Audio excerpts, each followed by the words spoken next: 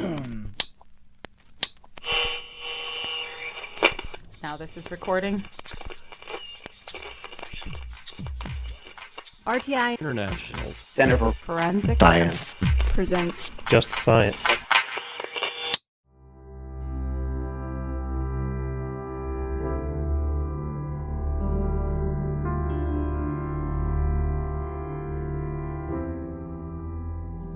Welcome to Just Science, the podcast for forensic science professionals. I'm John Morgan, the Senior Director at the Center for Forensic Science at RTI International. Today we're doing Just So You Know, and this is a pop-up podcast about particular subjects. In this case today, the sad news of the passing of a lion of forensic science, Jay Siegel. Jay Siegel, who was one of the first people I ever met in the forensic science community. He passed away Monday. We're recording this on Wednesday, September 27th. And I'm very, very pleased that we have two people who knew Jay as well as anybody in the forensic science community with us today to talk about Jay's legacy. First, we have Max Houck, the Director of Forensic Studies in the Justice Program at the University of South Florida, St. Petersburg. And Max is, of course, somebody with a distinguished history himself of service in the forensic science community. And John Collins, Professor of Forensic Science at Michigan State University, by happenstance, also an alma mater, right, for Jay? That's right.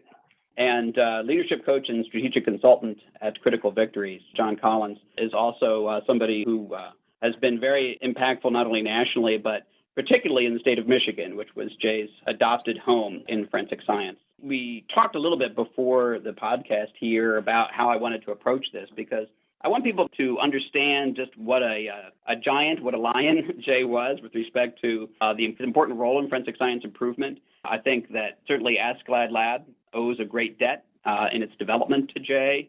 He was on the National Academy of Sciences Forensic Science Improvement Committee, and he served on FEPAC, was quite influential in the development of forensic science education and also the popular understanding of forensic science. But so glad to have you, John and Max, here with us.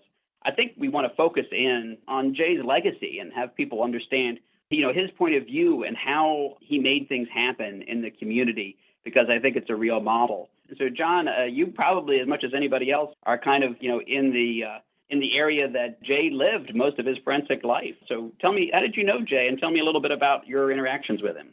Well, Max and I were both forensic science students of Jay's and here at Michigan State. And I came through the program in the early 1990s, and, Jay was my professor, and he was, at the time, this was before CSI and kind of the modern popularity of forensic science, and he really ran what at that time was I'd say the most well-recognized forensic science academic program in the country.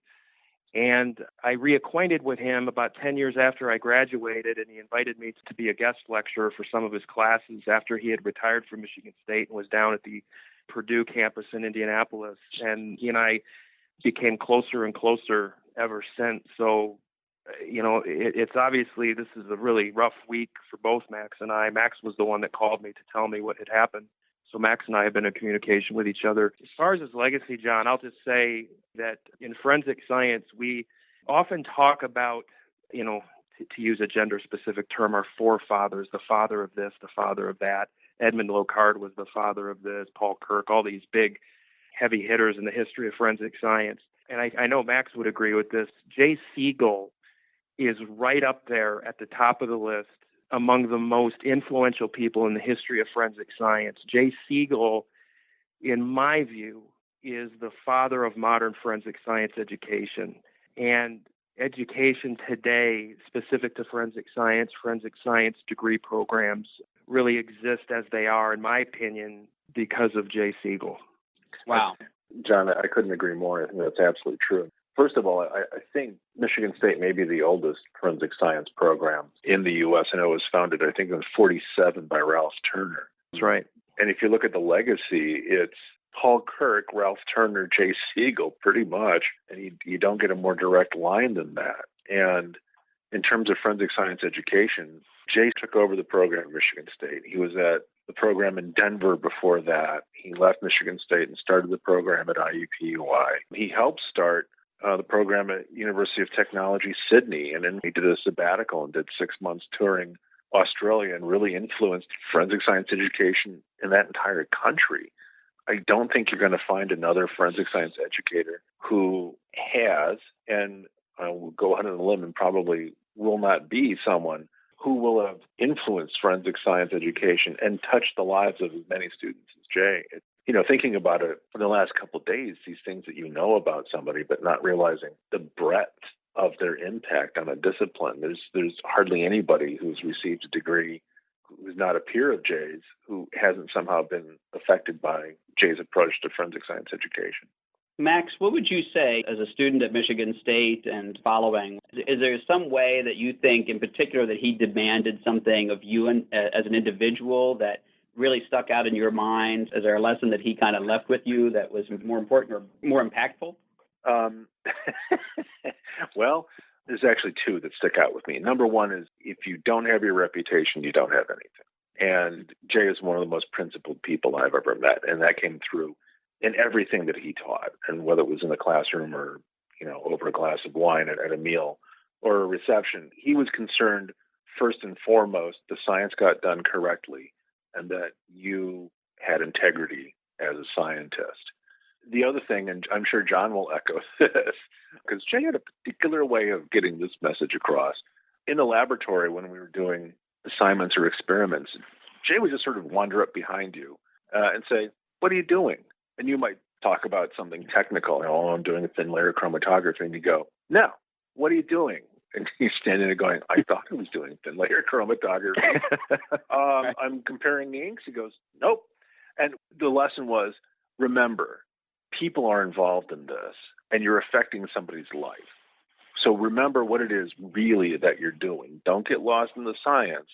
Remember that you're trying to aid the criminal justice system getting the right answer. I remember him in a way because I've seen him in action on a number of committees and things like that and national policy making.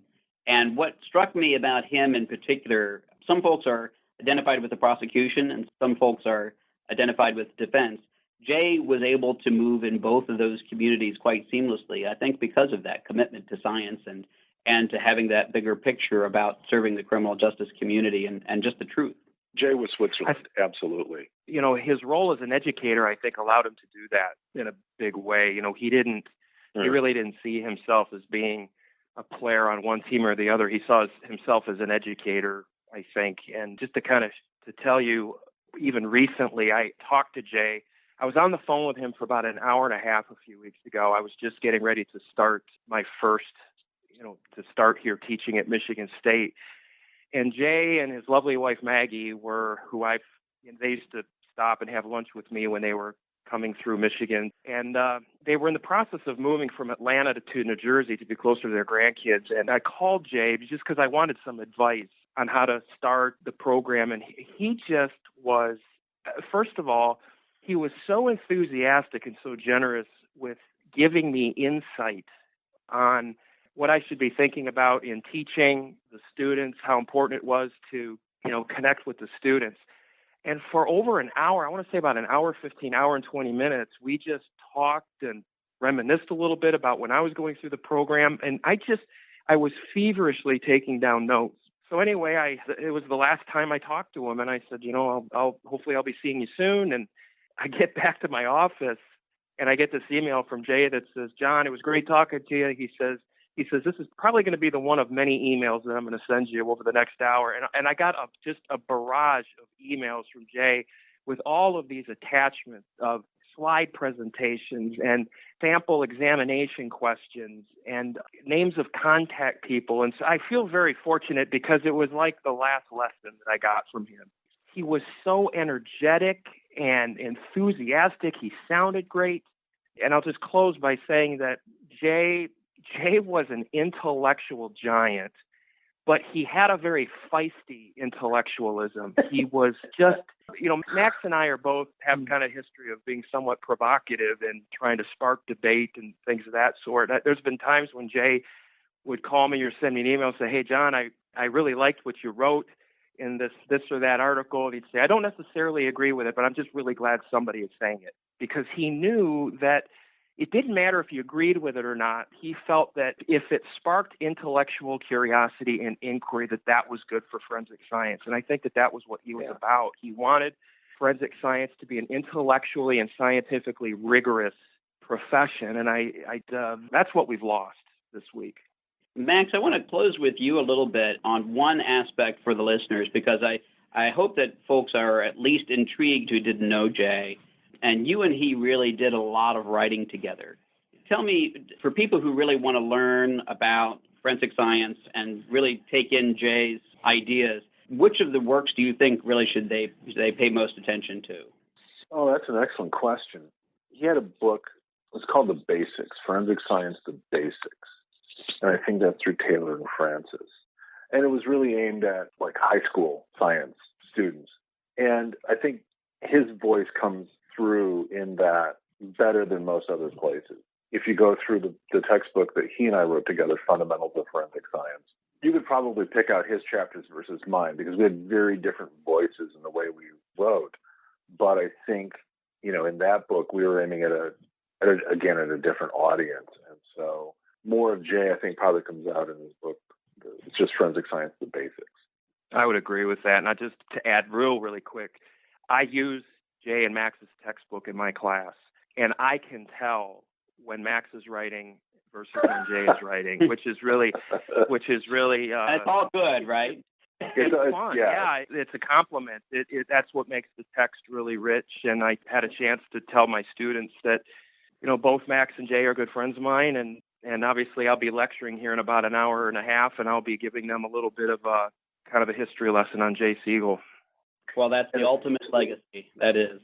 What occurred to me the other day was I was really hoping, and Jay had said, I want to be there, but I don't know if I'm going to get there because of his health issues.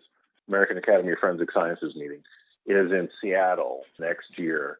And it so happens that it was at a Seattle Forensics Academy meeting that Jay and I sat down at a bar and over a couple of drinks said, you know what, we're going to write a textbook and we're going to write it for science students because that's what we really, right? And so I was so looking forward to having that sort of anniversary because we just had the third edition come out. But it's going to be even harder now, knowing what he's left behind. Well, we should put together a group at AAFS and have a toast to Jay. John, that's one thing that I'm working on with some folks from the Academy. They're planning on doing something officially, but we're also looking at having a public memorial or remembrance of Jay, and I'm looking at having something during the week at a local. Certainly keep you informed when the details come out. That's fantastic. So Max Houck, John Collins, thank you both so much for participating in this Just Science podcast. Just so you know, remembering Jay Siegel. Thank you very much. Thank you. Thanks, John.